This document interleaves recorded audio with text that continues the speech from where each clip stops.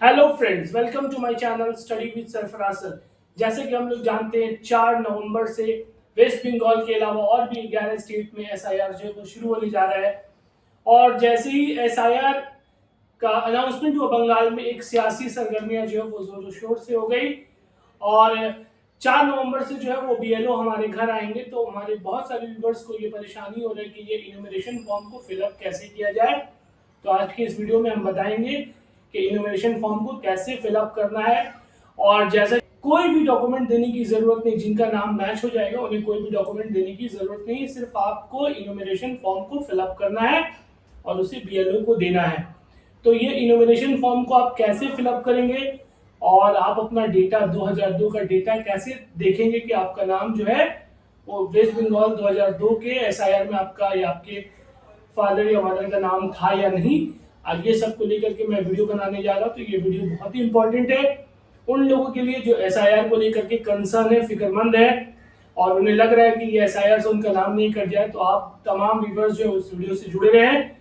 और आइए आप शुरू करते हैं अपने टॉपिक के को लेकर के और आपको बताते हैं कि ये जो फॉर्म है ईएफ यानी इन्यूमरेशन फॉर्म, इसको कैसे फिल करना है। और बीएलओ जो आपके घर आएंगे तो आपको कितने कितना फॉर्म देंगे और किस तरह से आप फिल करेंगे। सबसे पहले आप सुन ले कि हर इंडिविजुअल पर्सन को 2 फॉर्म दिया जाएगा। सपोज आपके घर में 4 फैमिली मेंबर है तो आपको 8 फॉर्म दिया जाएगा। 8 फॉर्म आप फिलअप करके देंगे, उसमें 4 फॉर्म आपको बीएलओ जो है वो एक्नॉलेज करके वापस कर देंगे और आपका 4 फॉर्म जो है वो इलेक्शन कमीशन में जमा हो जाएगा। इसी 4 फॉर्म जमा होने के बाद एक ड्राफ्ट रोल कंपाइल होगा। अगर उसमें आपका कोई तरह का मिस्टेक्स है तो आपको हियरिंग के लिए बुलाया जाएगा। तो आइए आज डिटेल से बात करते हैं इन्यूमरेशन फॉर्म को कैसे फिलअप करना है और क्या है इन्यूमरेशन फॉर्म और ये क्यों इतना वाइटल, क्यों इतना जरूरी है।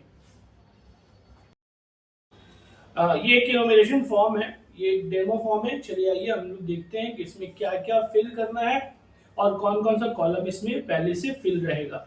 इलेक्टर नेम्स यानी जो भी वोटर है उनका नाम ये प्रिंटेड रहेगा 2025 के डेटा से। एड्रेस ये भी प्रिंट रहेगा और सीरियल नंबर, आपका जो भी सीरियल नंबर है 2025 में वो भी प्रिंट रहेगा। असेंबली नेम, आपका कोई भी असेंबली जैसे भवानीपुर, बालीगंज, वो भी इसमें प्रिंट रहेगा। और स्टेट वेस्ट बंगाल वो इसमें आपका प्रिंट रहेगा। उसके बाद यहाँ पे एक ओल्ड फोटो है जो कि प्री प्रिंटेड रहेगा। उसके बगल में आपको एक कलर फोटो जो है वो पेस्ट करना है। और सबसे टॉप में आपका जो बीएलओ है उनका नाम और उनका कॉन्टैक्ट नंबर, ताकि आप उनसे कॉन्टैक्ट करके अपना ये फॉर्म का प्रोसेस स्मूथली करवा पाए।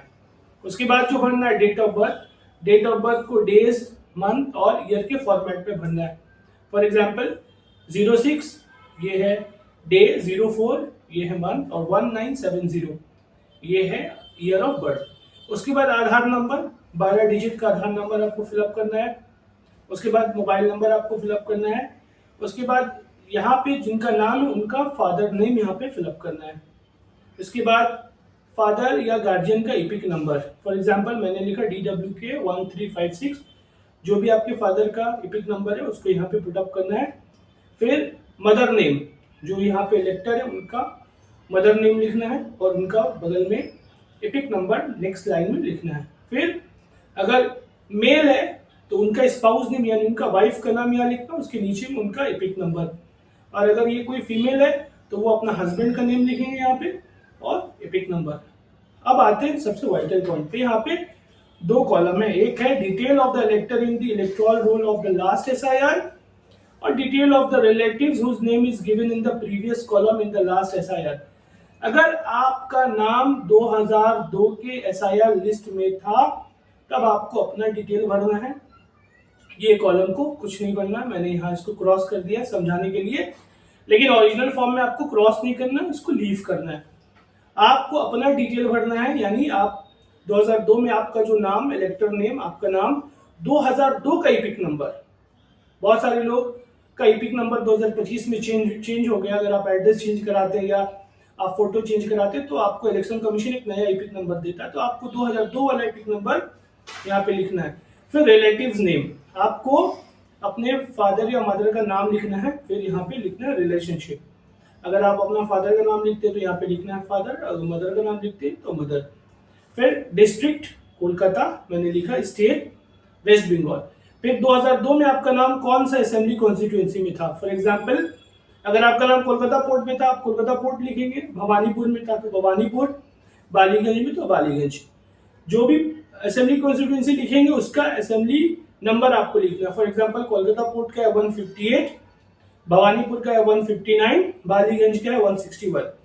उसके बाद पार्ट नंबर 2002 में जो आपका पार्ट नंबर था वो लिखना है, 2002 में जो आपका सीरियल नंबर था वो लिखना है। उसके बाद आपको नीचे में यहाँ पे साइन करना है, यहाँ पे BLO साइन करेंगे। उसके बाद एक कॉपी आपको एक्नॉलेज करके BLO है वो दे देंगे, और एक कॉपी जो है वो आपका इलेक्शन कमीशन में जमा हो जाएगा। आप जब साइन करके आप देंगे तो आपका नाम जो है वो ड्राफ्ट इलेक्टोरल रोल में आएगा। फिर अगर किसी तरह का कोई प्रॉब्लम है तो आपको हियरिंग के लिए बुलाया जाएगा। और एक एग्जाम्पल लेते हैं उन वोटर्स का या उन इलेक्टर का जिनका नाम 2002 के लिस्ट में नहीं है, यानी वो 2002 के बाद वोटर बने।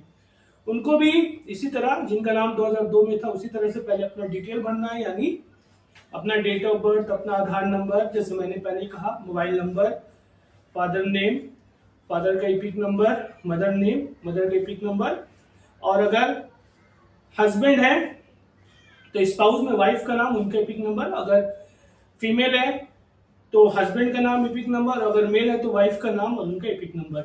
उसके बाद चूंकि वो 2002 के बाद वोटर बने हैं तो उनका यहाँ पे कुछ नहीं फिलअप होगा, क्योंकि 2002 में तो वो वोटर थे नहीं, तो SIR में उनका नाम नहीं रहेगा, इसलिए मैंने समझाने के लिए इसे क्रॉस कर दिया है। आपको 2002 में आपके फादर या मदर किनका नाम जो है 2002 के SIR जो वेस्ट बंगाल में होता है उस लिस्ट में किनका नाम है, आपको उनका डिटेल भरना है। फॉर एग्जाम्पल अगर आपके मम्मी का नाम था तो आप यहाँ पे मम्मी का नाम लिखेंगे, अगर आपके फादर का नाम था तो आप यहाँ पे फादर का नाम लिखेंगे। फिर एपिक नंबर 2002 का एपिक नंबर, अगर 2002 में बहुत लोगों का एपिक नंबर नहीं है, नो एपिक है, उसे कोई इशू नहीं है। अगर एपिक नंबर है तो आप एपिक नंबर यहाँ पे लिखेंगे। फिर रिलेटिव्स नेम, ये रिलेटिव नेम्स को ध्यान से समझ ले। आप अपने फादर का जब नाम लिख रहे हैं तो फादर का रिलेटिव का आपको नाम लिखना है, फादर का रिलेटिव का, यानी आप अपने फादर के फादर का नाम यहाँ पे लिख सकते हैं, दादा का नाम, और रिलेशनशिप में आप लिखेंगे ये कौन है, उनके फादर। उसके बाद डिस्ट्रिक्ट आपको लिखना है कोलकाता, स्टेट वेस्ट बंगाल, और असेंबली कॉन्स्टिट्यूएंसी नेम मैंने यहाँ ब्लैंक रखा है। यहाँ पे फिर वैसे ही जिस तरह मैंने पहले बताया, अगर भवानीपुर है तो भवानीपुर का मैंने असेंबली नंबर दे दिया, तो आप यहाँ पे लिखेंगे भवानीपुर, और असेंबली नंबर है 159, पार्ट नंबर आपको मिल जाएगा 2002 की लिस्ट में, मैंने एग्जाम्पल के लिए लिखा 10, और सीरियल नंबर मैंने एग्जाम्पल के लिए लिखा 3। फिर यहाँ पे आप अपना साइन करेंगे, BLO साइन करके आपको वही एक्नॉलेज करके एक कॉपी दे देंगे, और एक कॉपी आपका इलेक्शन कमीशन में जमा हो जाएगा। सो फ्रेंड, ये तरीका, इस तरीके से आप जो है अपना इन्यूमरेशन फॉर्म को फिलअप कर सकते हैं।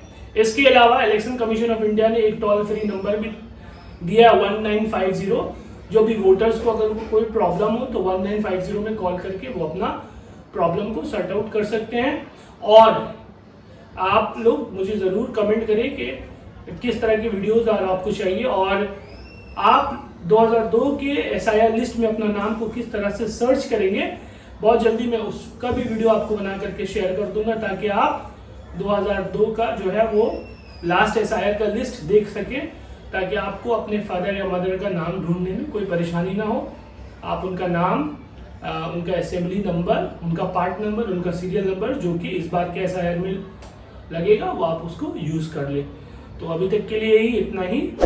मुझे देखते रहें, सुनते रहें, लाइक शेयर और सब्सक्राइब करना ना भूलें, और इसी तरह के और इन्फॉर्मेटिव वीडियो के लिए देखते रहें the study with Sarfaraz sir.